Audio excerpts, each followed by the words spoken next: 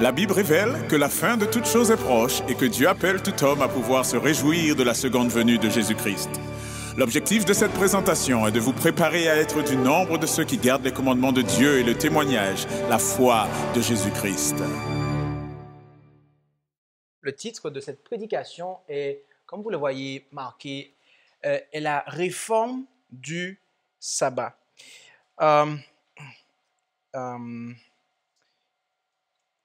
Il y a plusieurs mois de cela, j'ai terminé une série de présentations sur les 10 commandements.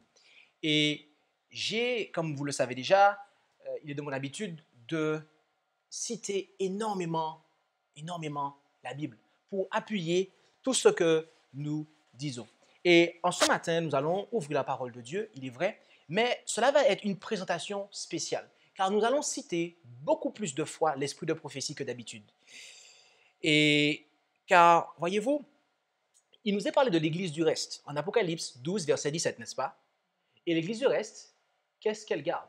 Les commandements de Dieu. En Apocalypse 12, 17, il est précisé le témoignage de Jésus. D'accord? En Apocalypse 19, verset 22, on nous dit que le témoignage de Jésus, c'est l'esprit de prophétie. Donc, c'est dire combien l'église du reste doit être familiarisée avec le don de la prophétie. Et, mes amis, nous reconnaissons, je l'espère, en tout cas, moi c'est le cas, nous reconnaissons que le don de prophétie a notamment été manifesté dans le ministère d'Ézéchiel, de Jérémie, d'Ésaïe, mais en cette fin des temps, notamment dans le ministère de Sœur Ellen G. White. Et en ce matin, nous allons considérer bon nombre de ces déclarations.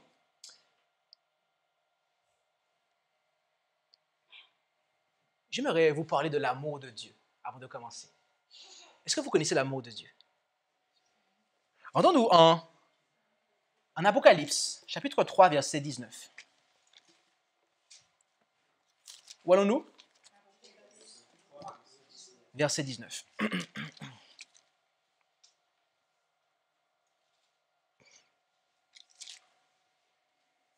Et là, en Apocalypse 3, au verset 19, il nous est dit que je reprends et je châtie tous ceux que j'aime. Aie donc du zèle et repens-toi. Est-ce que Dieu reprend et châtie ce qu'il déteste? Non. Lorsqu'il reprend et qu'il châtie, c'est parce qu'il aime. Et mes amis, l'esprit de prophétie nous dit à ce sujet, dans Testimonies for the Church, volume 1, à la page 569, paragraphe 1, Dieu aime son peuple qui garde ses commandements et le reprend non parce qu'il est le plus mauvais, mais parce qu'il est le meilleur peuple au monde. Je reprends et je châtie, dit Jésus, tous ceux que j'aime. Vous vous rendez compte? Lorsque Dieu reprend et qu'il châtie, c'est-à-dire punit son peuple, ce n'est pas parce que c'est le plus mauvais des peuples, mais c'est parce que c'est le meilleur peuple au monde. Vous vous rendez compte de ça? Donc, est-ce que nous allons accepter les reproches et les châtiments de Dieu? Et oui, nous avons intérêt, parce que nous sommes les meilleurs, d'après ce que dit l'esprit de prophétie. Si nous nous revendiquons être le peuple de Dieu, nous devons accepter cela, parce que Dieu veut nous rendre encore meilleurs, mes amis. En Ésaïe, chapitre 58, versets 12 à 14, où allons-nous?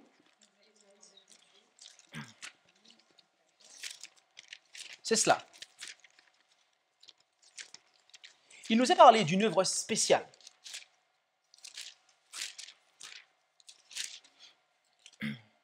Là, nous lisons, « Les tiens rebâtiront les ruines, les antiques ruines, tout du moins. Tu relèveras les fondations des anciens âges. On t'appellera le réparateur des brèches, le restaurateur des chemins, qui rend le pays habitable. Si tu retiens ton pied au jour du sabbat pour ne pas faire ta volonté dans mon saint jour, si tu appelles le sabbat tes délices et honorable, ce jour qui est consacré à l'Éternel, si tu l'honores plutôt que de suivre tes voies, de faire ta volonté et de dire des paroles vaines, alors tu trouveras des délices en l'Éternel. je te ferai passer par-dessus les hauteurs du pays et je te nourrirai de l'héritage de Jacob, ton père, car la bouche de l'Éternel a parlé. Il nous est dit ici qu'une œuvre de réforme doit avoir lieu. Une œuvre consistant à relever les fondations des anciens âges, à rebâtir les antiques ruines. Et que ceux qui feront ces choses seront appelés les réparateurs des brèches. Et mes amis, nous comprenons tout de suite ici qu'il s'agit d'une restauration concernant la loi de Dieu. Mais de quel point de la loi de Dieu de manière spécifique? Du sabbat, car les versets suivants, 13 et 14, nous parlent du sabbat. Donc, il y a une restauration du sabbat qui doit avoir lieu. Et mes amis, ce n'est pas simplement juste dire aux gens que le sabbat est valide. Cela va dans les aspects pratiques, car on nous parle au verset 13 et 14 de retenir son pied au jour du sabbat pour ne pas faire sa volonté, d'appeler le sabbat ses délices, honorable et consacré, d'accord? Et d'honorer de l'Éternel plutôt que de suivre nos voies, ok, et etc. Donc, il y a une réforme concrète et pratique qui doit avoir lieu. Et en ce matin, nous allons considérer plusieurs déclarations de l'esprit de prophétie, le témoignage de Jésus, mes amis, qui nous reprend et qui nous châtie parce qu'il nous aime. Nous allons considérer plusieurs points et nous allons tâcher d'être systématiques dans ce que nous allons dire. Et j'aimerais commencer avec le point du vêtement lors du sabbat. La tenue vestimentaire lors du sabbat. Dans l'ouvrage Conseil à l'Église, à la page 146, paragraphes 4 et 5, il nous a été dit que beaucoup ne savent pas comment se comporter au culte le jour du sabbat. Ne nous présentons pas devant le Seigneur en habit de travail. Ayons un vêtement convenable pendant que nous nous rendons au culte dans la maison du Seigneur. Bien que nous ne devions pas nous conformer aux usages du monde, il ne faut pas que notre mise soit négligée. Les enfants de Dieu doivent être purs intérieurement et extérieurement. Ici, on nous parle d'avoir des vêtements spécifiques pour le sabbat, d'accord? Des vêtements qu'on ne porte pas durant le reste de la semaine, d'accord? Et on ne doit pas avoir une mise négligée.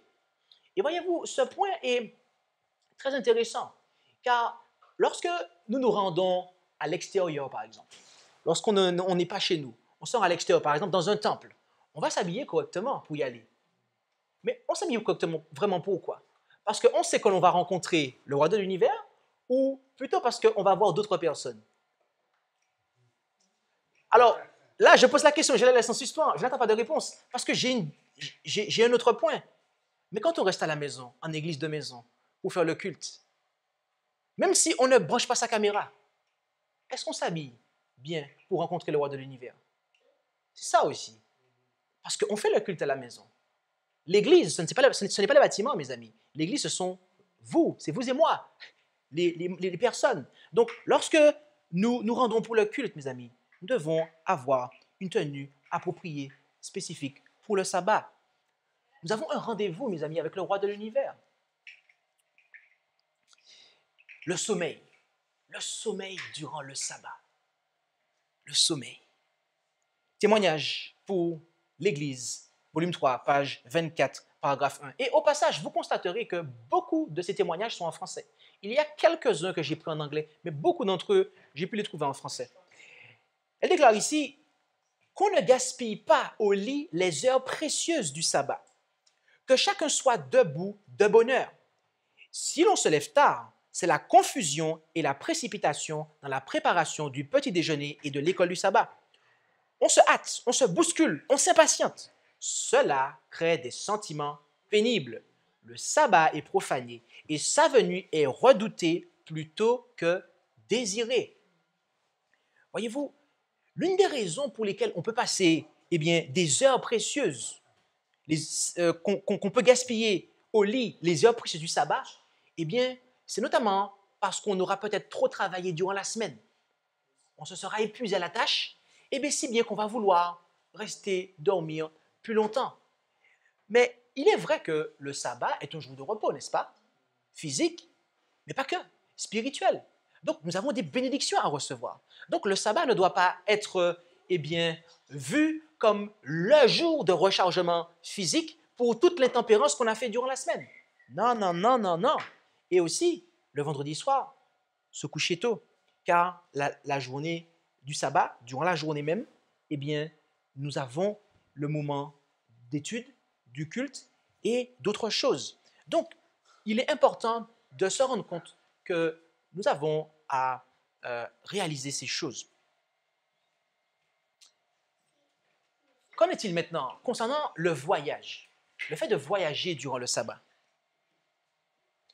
Un témoignage pour l'Église, volume 3, à la page 27 et au paragraphe 1, il est dit « Si vous voulez participer aux bénédictions promises à ceux qui obéissent, il vous faut observer le sabbat plus strictement.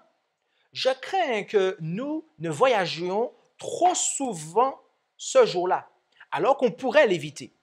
D'après la lumière que le Seigneur m'a donnée à cet égard, nous devrions moins employer les bateaux et les chemins de fer et montrer ainsi à nos enfants et à la jeunesse le bon exemple.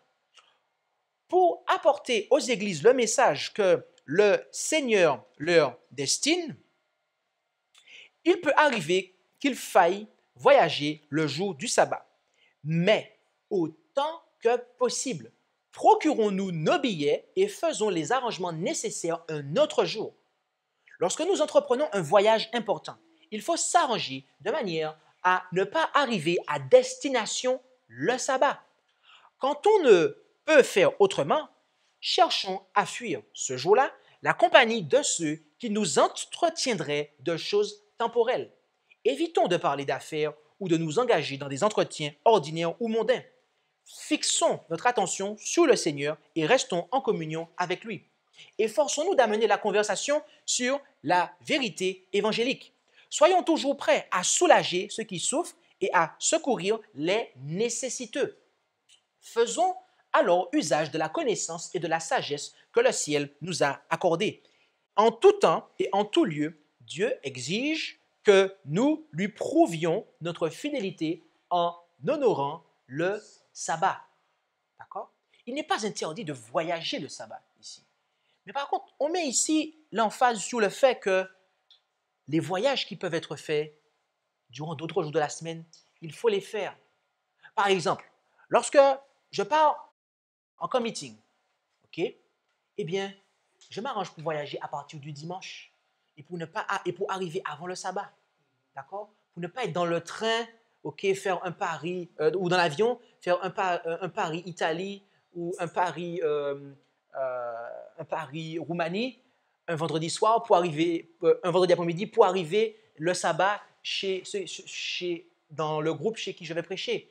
Non, mes amis, non, je peux le faire autrement. Alors, je le fais. Maintenant, si pour me rendre dans une église, je dois prendre un train le sabbat matin, il n'y a pas de souci. Mais si, par exemple, je dois voyager exclusivement toute la journée du sabbat ou une bonne partie de la journée, là, il y a un problème, mes amis. Nous devons, autant que faire se peut, éviter de voyager trop longuement et trop souvent le jour du sabbat, en fait.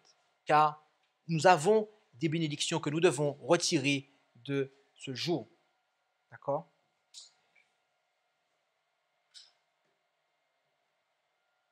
Quel est ce mot-là, les enfants? Jouer. Jouer durant le sabbat. D'après vous, qu'est-ce que le témoignage de Jésus dit par rapport à cela? Jouer pendant le sabbat. Remarquons cela. Dans le livre Child Guidance, donc cela ne se trouve pas en français, malheureusement. Mais nous allons établir le point. Elle déclara, à la page 533, paragraphes 1 et 2, « J'ai constaté que durant le jour du sabbat, plusieurs sont indifférents et ne savent pas où sont leurs enfants ni ce qu'ils sont en train de faire. Parents, par-dessus toute autre chose, prenez soin de vos enfants durant le sabbat. Ne les laissez pas violer le saint jour de Dieu en jouant dans la maison ou à l'extérieur. Vous pouvez tout aussi bien violer le sabbat en laissant vos enfants le faire. Et lorsque vous laissez vos enfants flâner et que vous leur permettez de jouer durant le sabbat, Dieu vous regarde alors comme des transgresseurs du sabbat. Ici, on nous dit de manière très claire que le fait de jouer, attention, on ne parle pas ici d'être dans la joie. Non, on peut être dans la joie sans jouer, mes amis. Ok? Le fait de jouer, ça va être quoi? À la marelle, à la PlayStation, à des jeux vidéo, je ne sais quel autre truc. Le fait de jouer, ok? Et puis, mais il n'y a pas que. Le fait de flâner, de déambuler, comme ça, on marche, on a... Eh bien, mes amis, cela fait que les enfants violent le saint jour de Dieu. Mais il n'y a pas que. Parce que les parents qui permettent que cela se fasse, les parents qui permettent aux enfants qui sont sous leur charge, eh bien, de faire cela, Dieu les voit, Dieu les regarde comme des transgresseurs du sabbat. Vous vous rendez compte? Rappelez-vous que le commandement dit, ni toi, ni ton fils, ni ta fille. Les parents sont responsables de l'observation ou de la violation que commettent leurs enfants, mes amis.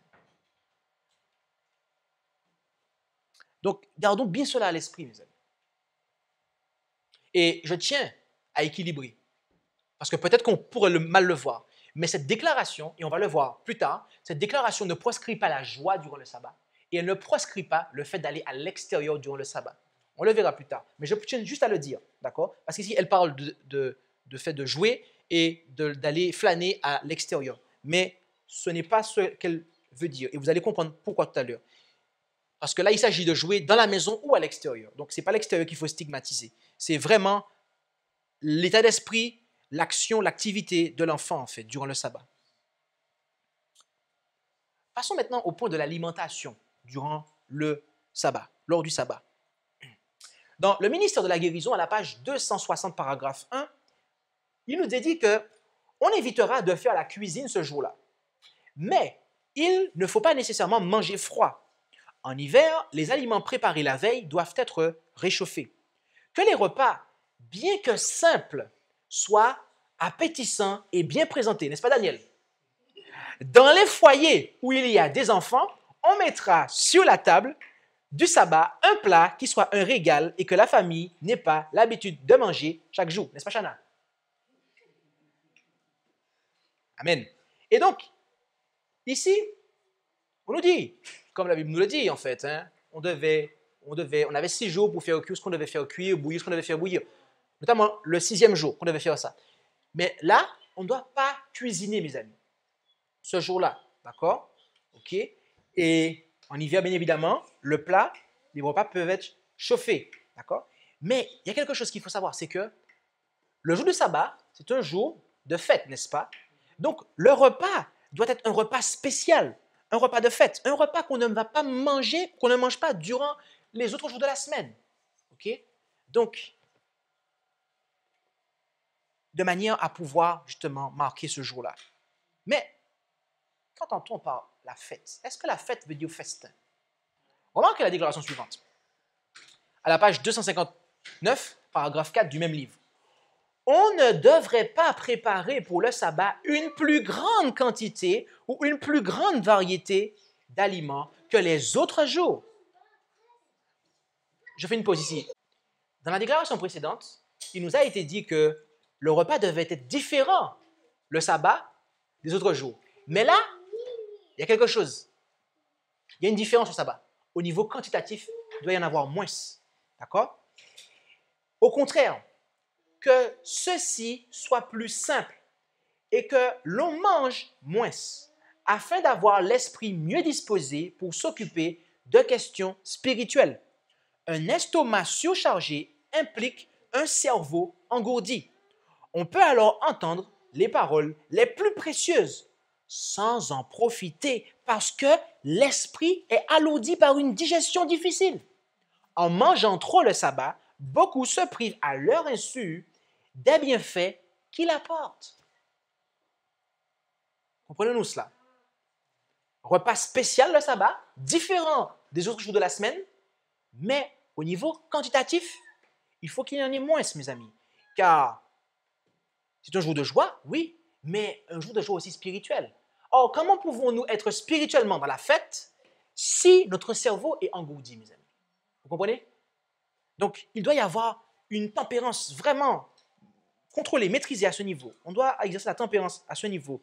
Et cela se prépare, cela est peut-être rendu possible dans la préparation même. D'accord? Donc voilà. Le chauffage. J'aimerais juste faire un petit point sur le chauffage. Je pense que tout le monde est au clair là-dessus, mais notamment pour ceux qui vivent dans les pays où le climat est variant. Dans Patriarche et Prophète, à la page 388, paragraphe 2, peu après le retour au désert, se produisit un cas de profanation du sabbat dans des circonstances revêtant une gravité particulière. C'était encore le résultat de l'irritation causée par la sentence qui prorogeait l'entrée en Canaan. Un homme que cette décision avait outré et qui était résolu à défier la loi de Dieu se mit à ramasser du bois le jour du sabbat. Durant le séjour au désert, il avait été strictement défendu de faire du feu ce jour-là. Cette interdiction ne devait pas s'appliquer à la Palestine, c'est-à-dire la terre promise, où la sévérité du climat en hiver rendait le chauffage des habitations indispensable, ce qui n'était pas le cas au désert.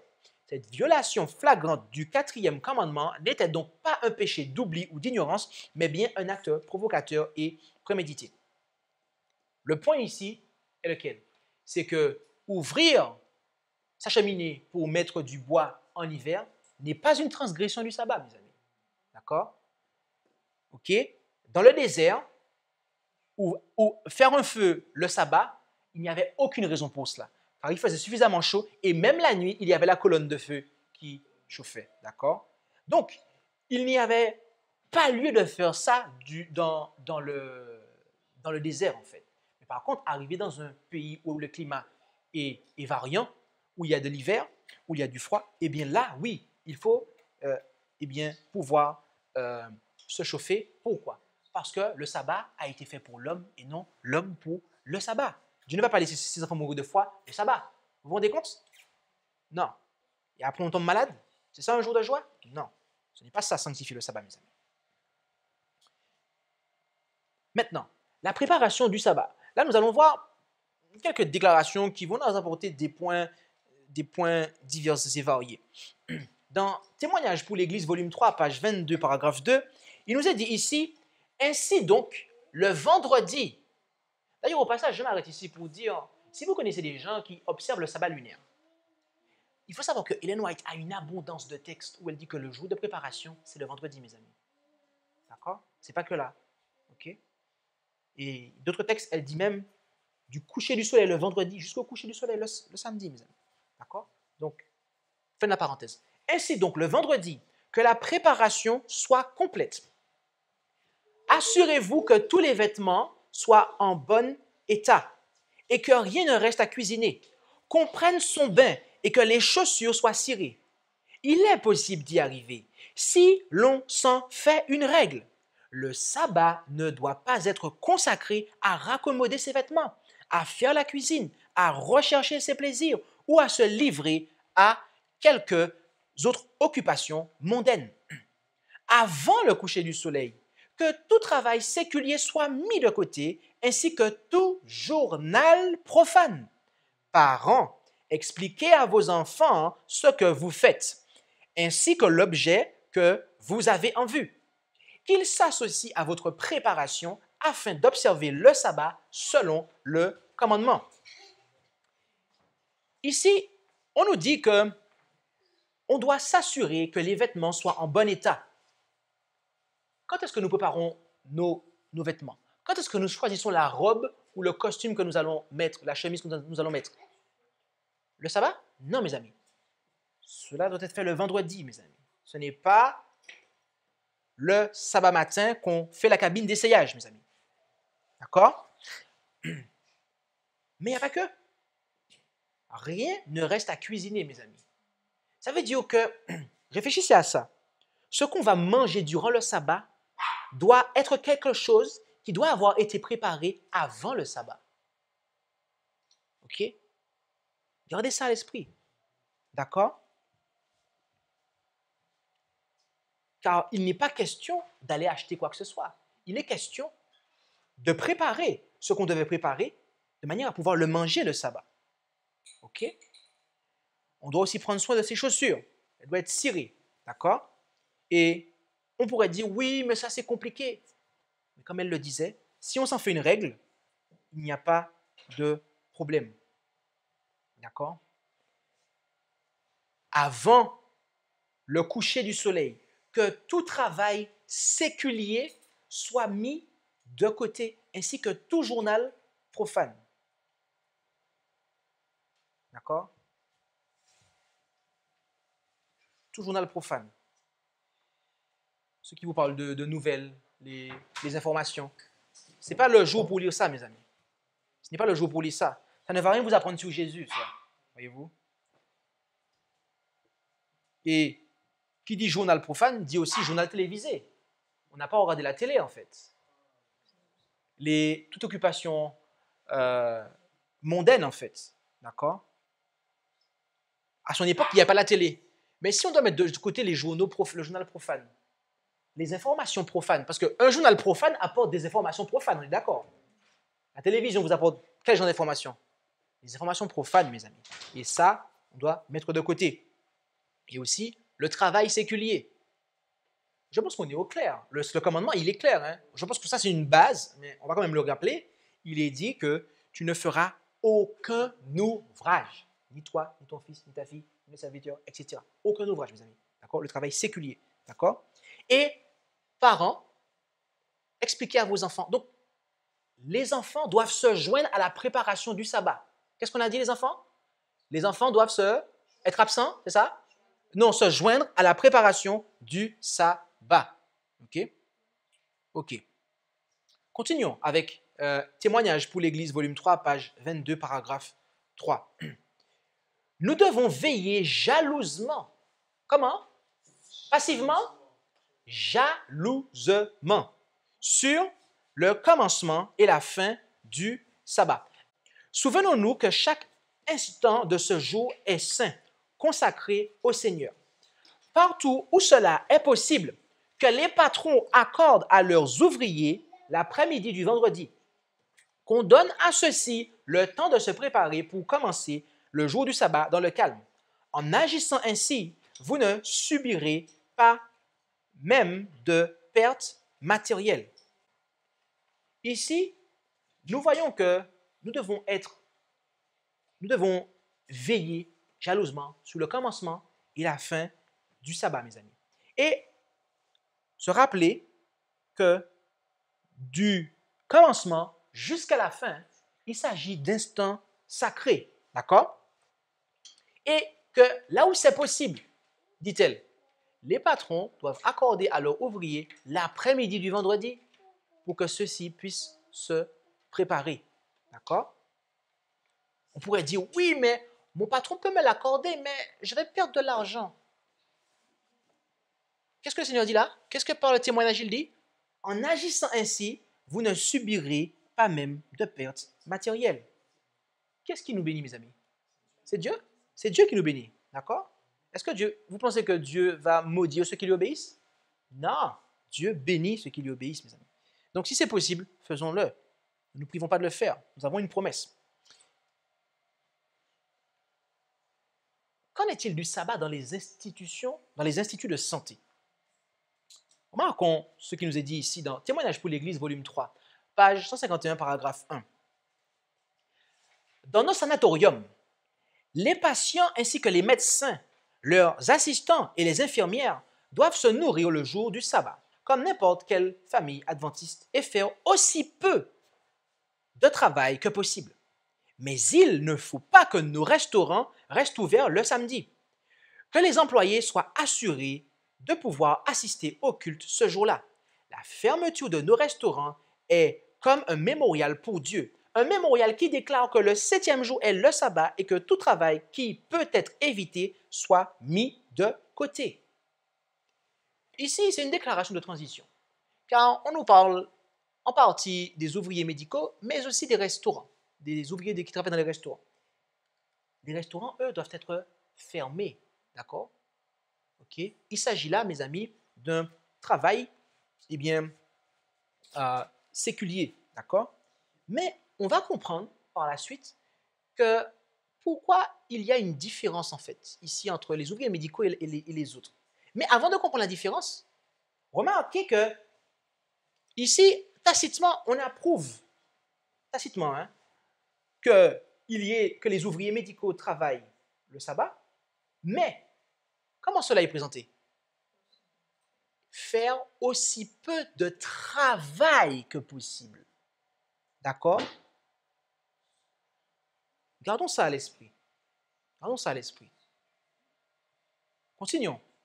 Cette fois-ci, dans un livre qui n'est pas en français. Une déclaration qui n'existe pas en français.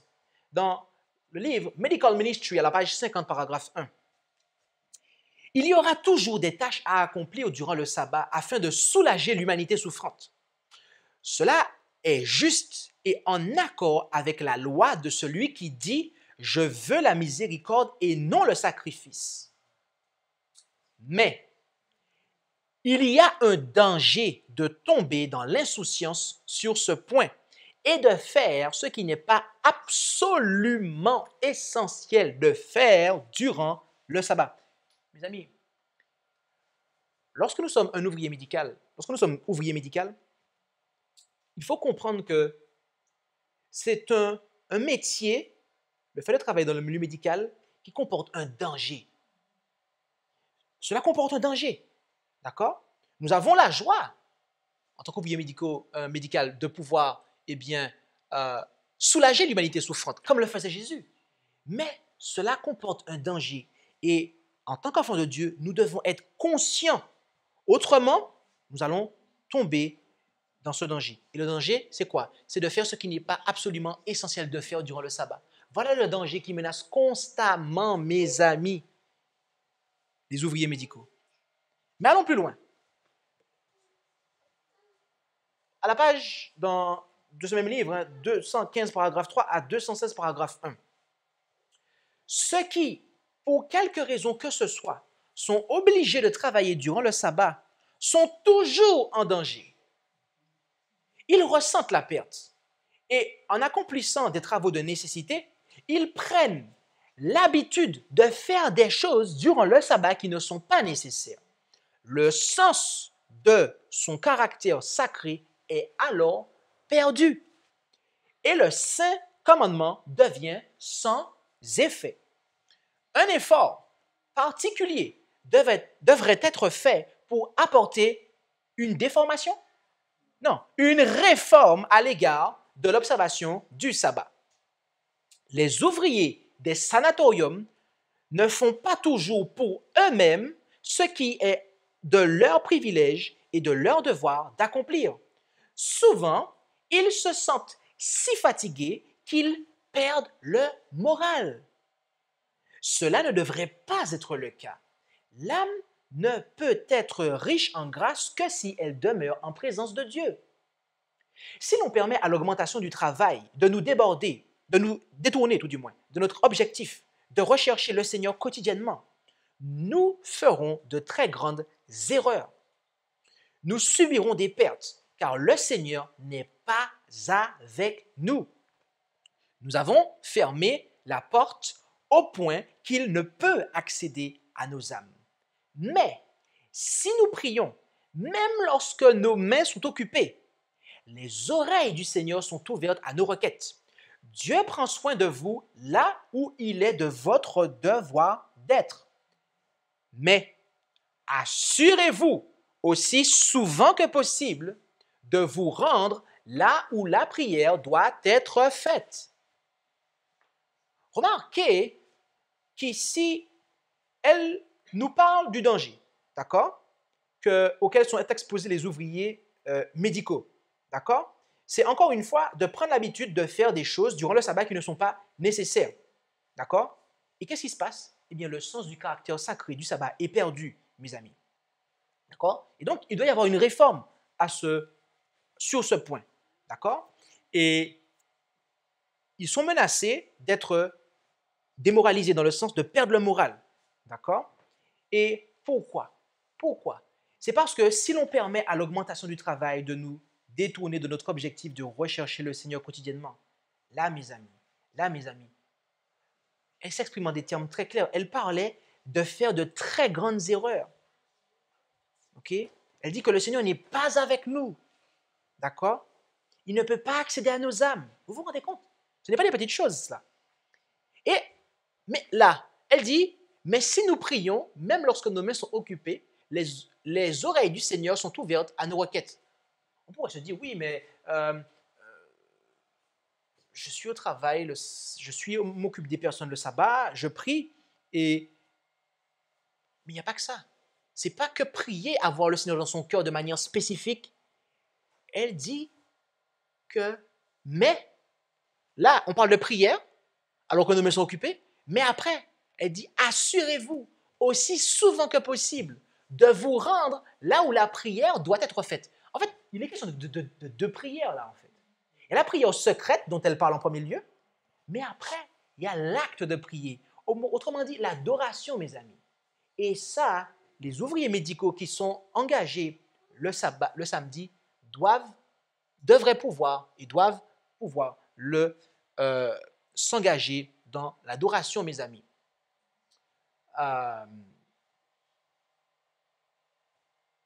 Dans Testimonies for the Church, volume 4, à la page 539, paragraphe 3, ce n'est pas en français, bien évidemment. Tous les titres qui sont en anglais, ce sont des choses que j'ai dû traduire. Certains ont commis une grave erreur en négligeant d'assister au culte public de Dieu. Les privilèges du service divin seront aussi bénéfiques pour eux que pour les autres et sont tout aussi essentiels. Ils pourraient être incapables de se prévaloir de ces privilèges aussi souvent que beaucoup d'autres. Les médecins seront fréquemment appelés durant le sabbat pour visiter les malades et ils pourraient même être obligés d'en faire un jour de travail épuisant. Un tel labeur pour soulager la souffrance fut qualifié par notre Sauveur d'œuvre de miséricorde et pas de violation du sabbat. Mais ceux qui consacrent régulièrement leur sabbat à l'écriture ou à de Dieu labeur, n'opérant aucun changement particulier, nuisent à leurs propres âmes, donnent aux autres un exemple qui n'est pas digne d'être imité et n'honore pas Dieu. OK? De quoi parlons-nous ici en fait? On nous parle ici de manière spécifique des médecins. D'accord? Et on nous dit qu'ils sont fréquemment appelés durant le sabbat pour visiter les malades. Et il peut arriver que cela soit pour eux un jour de travail épuisant en raison de la tâche qui a fondu, qui s'est présentée. Et elle dit ici, j'ai pas fait tourner, excusez-moi, vous m'avez rien dit. Tu aurais pu tourner, hein, par exemple. Tu aurais pu changer la... T'as changé la slide? Tu aurais pu faire. Ok. Et elle dit ici qu'il pourrait même être obligé d'en faire un jour de travail épuisant. Et elle dit qu'un tel labeur, pour soulager la souffrance, fut qualifié par notre Sauveur d'œuvre de miséricorde et pas de violation. D'accord? Ok. Mais à chaque fois, il y a un mais. Vous avez vu ça? Comment les déclarations sont équilibrées? Mais, elle parle de ceux qui consacrent régulièrement leur sabbat à l'écriture ou à de Dieu labeur. On est toujours dans un paragraphe où on nous parle des ouvriers médicaux, mes amis. D'accord? Ça veut dire que même dans le milieu médical, ce n'est pas parce que c'est médical que tout est autorisé, en fait. Il y a des choses qu'on doit bien faire attention. OK? Par exemple, le travail de secrétaire médical, où on ne fait que de l'écriture, mes amis.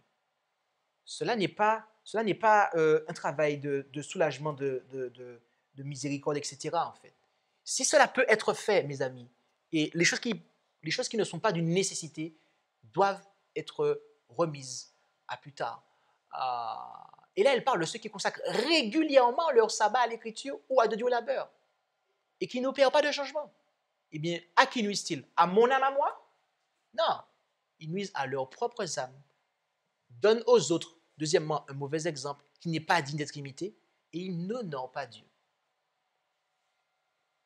Et il y a un point sensible. Un point sensible. Dominique en ministère, à la page 216, paragraphe 2, lisons quel est ce point sensible. Les médecins ont besoin de cultiver un esprit d'abnégation et de renoncement de soi. Il se pourrait qu'il soit nécessaire de consacrer les heures même du saint sabbat au soulagement de la souffrance humaine. Mais, à chaque fois il y a un mais, c'est intéressant, hein? Mais les frais pour un tel labeur devraient être placés dans le trésor du Seigneur afin d'être employés pour les pauvres qui en sont dignes, qui ont besoin de compétences médicales, mais ne peuvent pas se permettre de les payer. Nous avons fait la réunion ministérielle il y a 2 semaines de ça, si je ne me trompe pas, et on parlait d'un fonds pour ceux qui ne peuvent pas se payer les médicaments. Mais mes amis, est-ce que vous savez que les ouvriers médicaux qui sont amenés à travailler le sabbat, Jésus-Christ, par son témoignage, dit que l'argent qu'ils reçoivent pour cela durant le sabbat doit être placé dans un fonds, un trésor, ok, qui doit servir pour qui? Pour les pauvres qui ne peuvent pas se payer des soins médicaux, qui ne peuvent pas se soigner, mes amis. On ne peut pas gagner de l'argent le jour du sabbat, même en tant qu'ouvrier médical. Il faut le comprendre. Et là, elle parlait à des gens qui étaient employés dans une structure médicale. Ça veut dire que le sabbat, ils se rendaient en tant qu'employés dans cette structure. Mais l'argent qu'ils recevaient ce jour-là devait être placé dans le fonds pour les pauvres qui ne pouvaient pas se soigner, mes amis. L'argent qui arrive pour les soins, parce que nous sommes dans un monde où les choses se monnaient, l'argent qui arrive pour les soins qui sont pratiqués le sabbat ne sont pas à celui qui a fait les soins, mes amis. Cet argent-là, il est un peu comme la dîme. Il doit arriver dans un fonds spécial, mes amis, d'après ce que nous dit le témoignage. Qu'en est-il des études scolaires lors du sabbat? Remarquons le témoignage pour l'Église, volume 2, à la page 175, paragraphe 1. À notre époque, il y a un danger pour celui qui s'engage dans la carrière médicale. Il a souvent des professeurs et des condisciples, des collègues, des élèves avec lui, incrédules, qui ne se soucient pas de Dieu et ils courent le danger d'être influencés à leur contact. Néanmoins, quelques-uns ont fait leur étude tout en restant fidèlement attachés aux principes sacrés.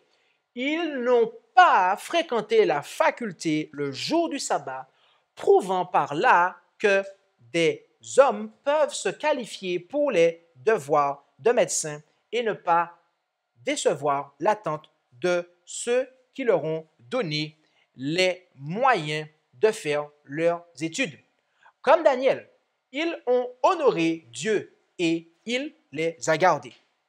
Le prophète avait résolu dans son cœur de ne pas adopter les coutumes de la cour royale, de ne pas manger de la viande de la table du roi, de ne pas boire de son vin. Il comptait sur Dieu pour obtenir la force et la grâce, et le Seigneur lui donna la sagesse, l'habileté, la science pour confondre les astrologues, les devins et les magiciens du royaume. Pour lui se vérifia la promesse « J'honorerai celui qui m'honore ». Mes amis, voilà un texte de transition, car ici, il s'agit d'études scolaires destinées à devenir quoi? À devenir géomètre? À devenir architecte? Mes amis, d'études scolaires destinées à s'engager dans la carrière médicale, comme on le voyait ici. Et elle dit ici que même lorsqu'on étudie, mes amis, pour se former pour le bras droit de l'Évangile, on ne doit pas fréquenter des facultés, mes amis, le jour du sabbat. Même, vous vous rendez compte? Même pour devenir infirmière, docteur, tout ce que vous voulez, on ne doit pas fréquenter la faculté le jour du sabbat, mes amis. C'est ça qui est expliqué ici. ils n'ont pas fréquenté la faculté le jour du sabbat, prouvant par là que des hommes peuvent se qualifier pour les devoirs de médecins et ne pas, alors là c'est médecin, et ne pas décevoir l'attente de ceux qui leur ont donné les moyens de faire leurs études. Et après, elle les compare à Daniel et à ses compagnons. OK? Et pour eux, c'est vérifier la parole. J'honorerai celui qui m'honore, mes amis. Donc, lorsqu'on veut se former dans le milieu médical, ne pas fréquenter l'école qui nous forme, le sabbat, c'est honorer Dieu en fait. Et lui-même nous honorera, mes amis. D'accord? Mais, mes amis, si cela est valable pour le bras droit de l'Évangile, il nous faut comprendre que cela est valable pour tout autre type d'enseignement profane, mes amis. De manière globale, la scolarité de manière globale, d'accord? Toute école qui n'est pas l'école du sabbat, remarquons cela. Conseil à l'Église, page 215, paragraphe 4. Quiconque obéit au 4e commandement trouvera qu'une ligne de démarcation est tracée entre lui et le monde. Le sabbat est un test, non une exigence humaine, mais une épreuve de Dieu. C'est ce qui distingue ceux qui servent Dieu et ceux qui ne le servent pas. Le point du dernier grand conflit de la controverse entre la vérité et l'erreur. Certains de nos gens ont envoyé leurs enfants à l'école le jour du sabbat. Ils n'étaient pas obligés de le faire, mais les autorités scolaires ne voulaient recevoir les enfants que s'ils venaient en classe les 6 jours. Dans certaines de ces écoles, les élèves ne sont pas seulement instruits dans les habituelles branches d'études, mais on leur enseignait aussi à faire différentes sortes de travaux. Et des enfants de gens professant garder les commandements ont été envoyés là, le sabbat. Certains parents ont essayé de justifier leur cas en citant les paroles du Christ, qu'il est licite de faire le bien le jour du sabbat.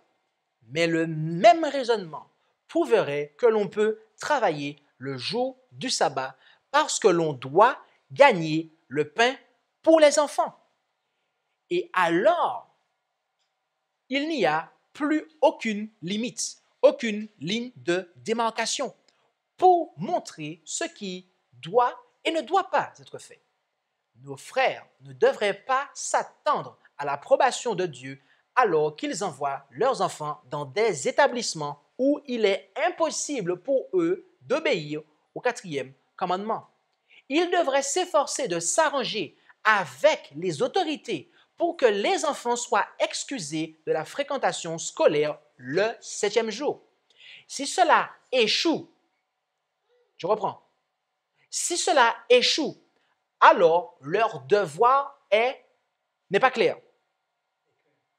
Leur devoir n'est pas certain. Non, leur devoir est clair. Obéir aux exigences de Dieu à tout prix.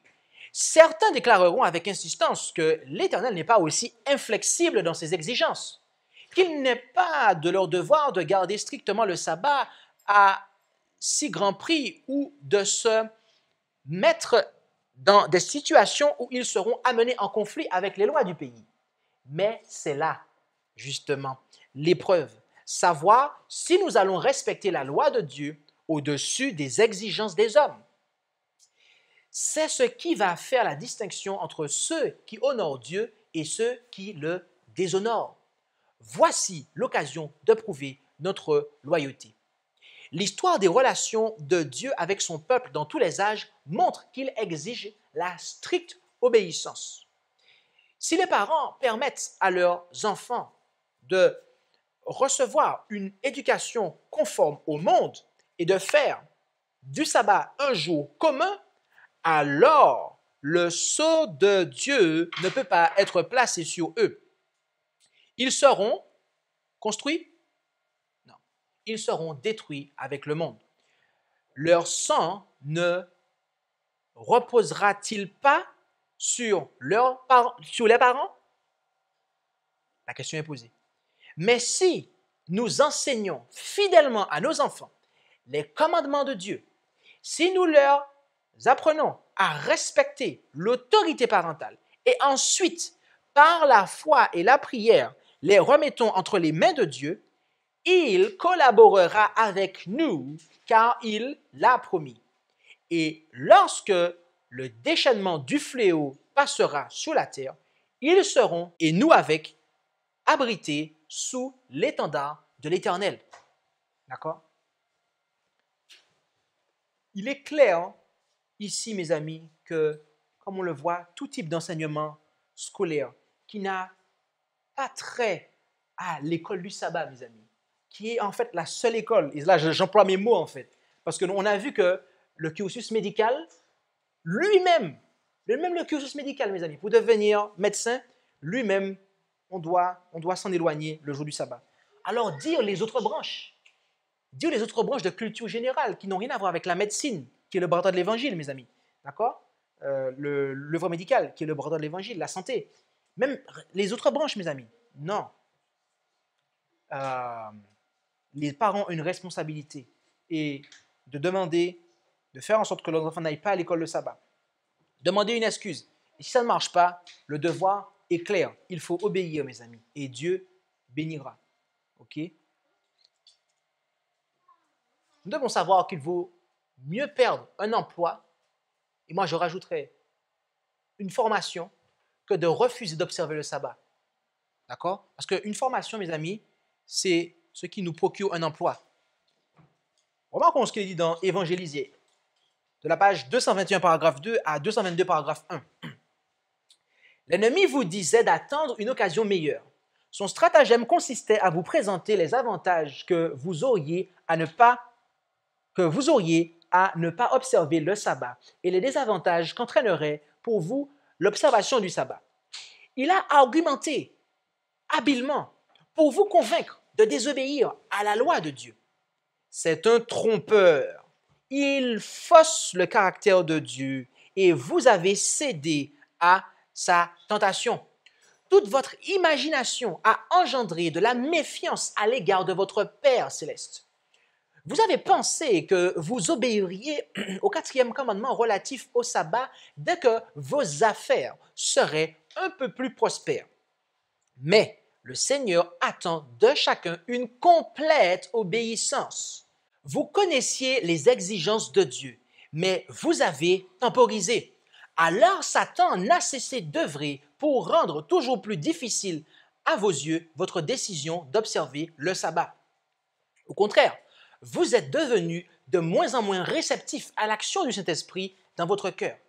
Le Seigneur m'a donné un message pour vous et pour vos enfants. Il faut accomplir votre devoir, longtemps négligé. Marchez dans la lumière, car il est dans la lumière. Tu aimeras le Seigneur, ton Dieu, de tout ton cœur, de toute ton âme, de toute ta pensée, de toute ta force et de toute ta pensée.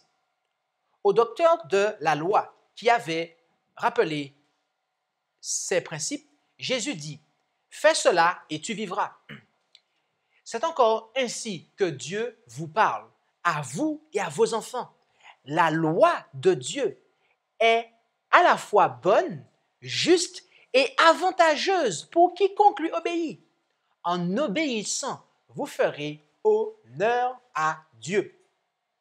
Si votre esprit se conforme à la volonté de Dieu en obéissant à ses commandements, pensez-vous que le Seigneur ne voudra pas prendre soin de vous et de vos besoins temporels? Vous avez été presque convaincu et vous n'avez pas obéi. Vous avez cru devoir attendre jusqu'à ce que le chemin s'ouvre clairement devant vous. Mais le Seigneur a laissé à tout homme la responsabilité de ses actions. Les droits de Dieu doivent tenir la première place dans vos pensées. Obéir à Dieu est votre premier devoir. Et pour ce qui est des conséquences, laissez-lui les assumer. Vous hésitez parce que vous n'avez plus maintenant les fermes convictions que vous aviez auparavant et vous n'êtes plus disposé à obéir. N'attendez pas d'éprouver de nouveau une conviction profonde. Il vous faut obéir à Dieu. Prendre position vis-à-vis de la vérité, que vous vous sentiez attiré ou non. Votre devoir maintenant est d'agir sans délai conformément aux principes et de prendre vos décisions sans vous occuper des conséquences. conséquence, ce serait difficile de résumer ça.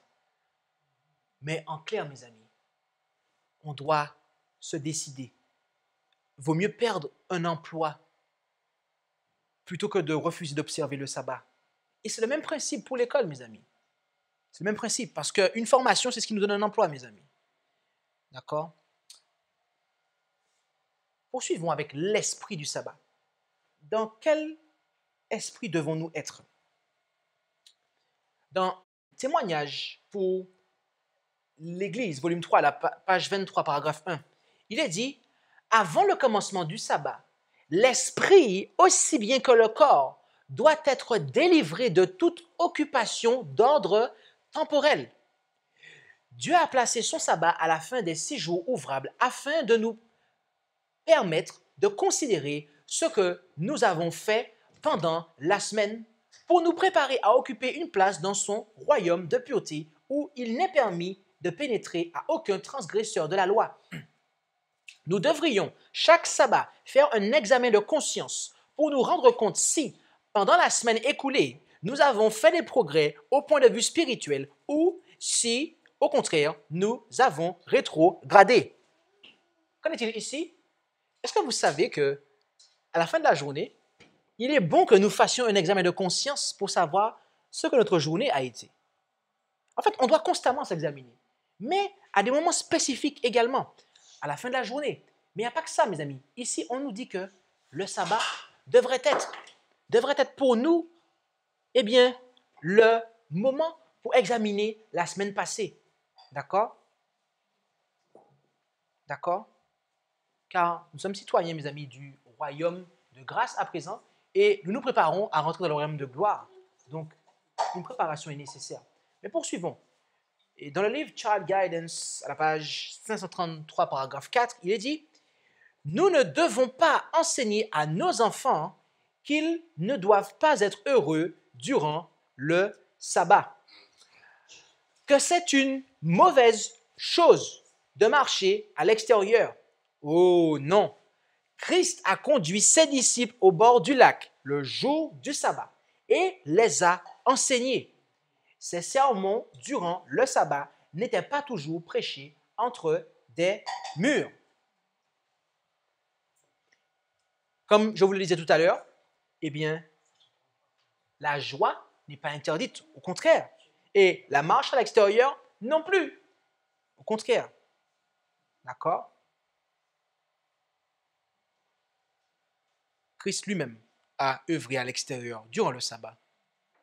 Témoignage pour l'Église, volume 3, page 25, paragraphe 1 à 26, paragraphe 4.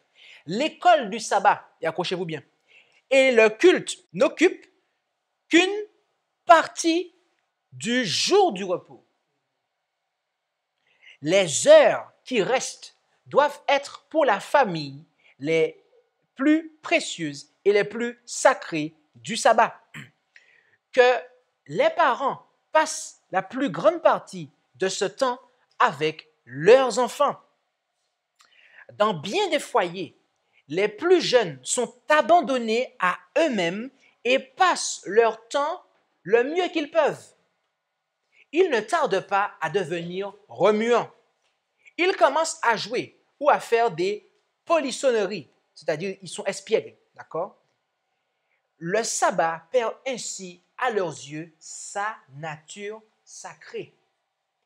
Quand il fait beau, que les parents fassent avec leurs enfants des promenades dans les champs ou dans les bois, là, au milieu de la belle nature, qu'ils leur expliquent pourquoi le sabbat fut institué, qu'ils leur parlent de la grande œuvre créatrice de Dieu, qu'ils leur disent que lorsque la terre sortit des mains du Créateur, elle était sainte et belle. Chaque fleur, chaque arbuste, chaque arbre répondait au but qu'il s'était proposé. Où que l'œil se posât, il ne voyait que des choses admirables, révélant l'amour de Dieu. Chaque son émis était une musique qui se joignait à l'harmonie divine. Qu'on explique aux enfants que c'est le péché qui a gâté l'œuvre parfaite de Dieu, que les épines et les chardons, la tristesse, la douleur et la mort sont les conséquences de la désobéissance. Qu'on leur fasse observer comment la terre, bien que sous le poids de la malédiction du péché, révèle encore la bonté de Dieu. La prairie verdoyante, l'arbre majestueux, le gai rayon de soleil, les nuages, la rosée, le calme solennel de la nuit, la splendeur du ciel étoilé, la lune dans sa beauté, tout porte l'empreinte du Créateur. Il n'est pas jusqu'à la goutte de pluie qui tombe au rayon du soleil qui éclaire notre monde ingrat, qui ne témoigne de la patience et de l'amour du Seigneur. Parents, enseignez à vos enfants la voie du salut.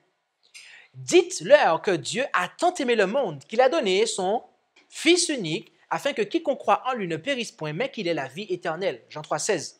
Racontez-leur la douce histoire de Bethléem. Montrez-leur comment, enfant, Jésus obéissait à ses parents. Comment, jeune homme, il était fidèle et actif, contribuant à subvenir aux besoins de la famille.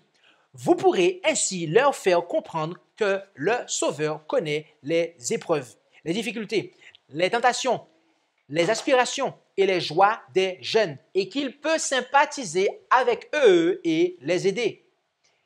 Lisez de temps à autre avec eux les récits intéressants de l'histoire biblique. Interrogez-les sur ce qu'ils ont appris à l'école du sabbat et étudiez avec eux la leçon du sabbat suivant.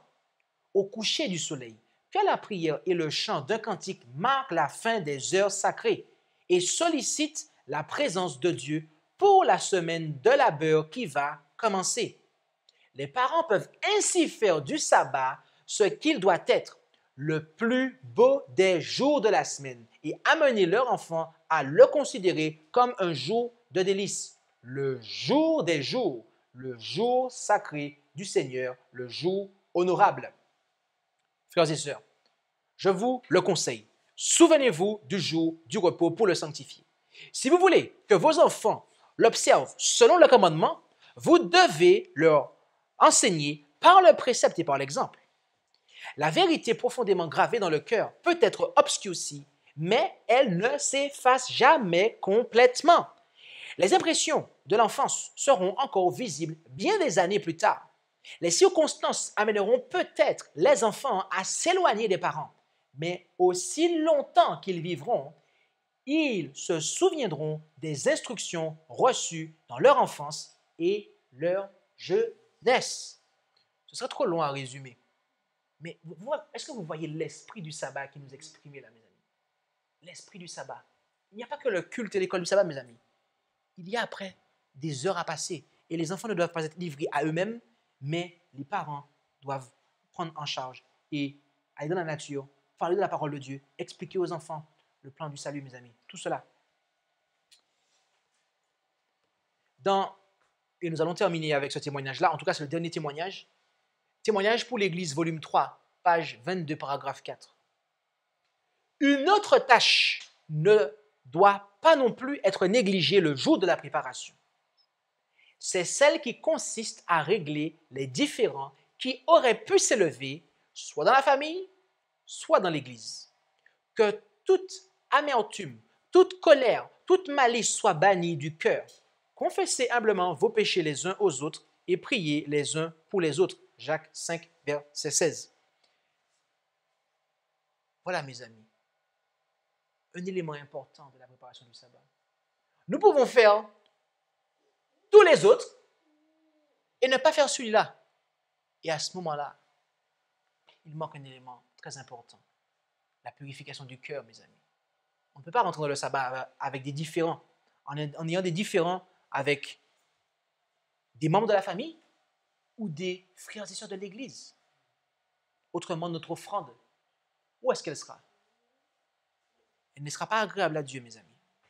Car avant d'aller présenter notre offrande à l'autel, Jésus nous dit en Matthieu 5 que nous devons la déposer là et elle nous réconcilier avec notre frère. D'accord? Voilà la préparation importante, mes amis. Je voudrais terminer cette présentation avec Ézéchiel chapitre 20, verset 12. Le dernier texte de cette présentation sera un texte biblique. Nous avons commencé avec la Bible, nous allons terminer avec la Bible. Ézéchiel chapitre 20 et au verset 12.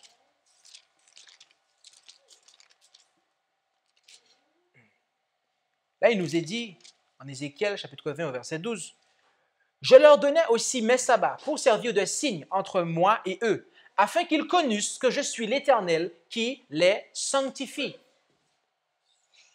Mes amis, le sabbat est le signe de Dieu, qui est la preuve, le témoignage que c'est lui qui nous sanctifie. Nous savons, mes amis, que dans le sabbat se trouve le sceau de Dieu. Le sabbat, mes amis, est l'instrument du scellement dont Dieu va se servir pour sceller son peuple. Et le résultat, mes amis, de ce scellement, la marque qui sera laissée, d'après Apocalypse 14, il s'agira du nom de Dieu, c'est-à-dire du caractère, mes amis, comme on l'a vu la fois précédente lorsqu'on a étudié les 144 000. Ainsi, mes amis, une observation correcte du sabbat, comme nous l'avons vu, cette réforme du sabbat, mes amis, si nous la mettons en place, eh bien, nous favorisons, nous assurons là notre scellement, mes amis. Ce n'est pas une petite chose. Cela est loin d'être une petite chose, mes amis. Est loin d'être une petite chose. Notre scellement en dépend. Notre salut en dépend, mes amis. Dieu nous donne son esprit. Pourquoi? Pour désobéir? Non, pour obéir. L'esprit est donné à ceux qui lui obéissent. Et Dieu a toute la grâce suffisante et toute la puissance en réserve pour nous, pour que nous puissions obéir à sa loi, mes amis. Alors, puissions-nous réaliser que Dieu veut nous sanctifier. Et rappelons-nous que ce que Dieu veut, c'est notre sanctification. Car, et sans la sanctification, personne ne verra le Seigneur. Alors oui, la sanctification est possible, mes amis. Elle est même nécessaire. Et elle est nécessaire pourquoi? Parce qu'elle est possible. Alors puissions-nous réaliser que notre observation du sabbat déterminera ce qu'il en sera de notre sanctification. Et puissions-nous réaliser, mes amis, que sans une observation correcte du sabbat, en esprit et en vérité, eh bien, nous ne pourrons pas arriver à cela. Mais gloire soit rendue à Dieu, qui nous donne ses révélations à son peuple. Gloire soit rendue à Dieu, qui nous montre ces choses. Car grâce à cela, mes amis, il peut et il pourra y avoir un peuple qui gardera les commandements de Dieu et la foi, le témoignage de Jésus-Christ. Amen.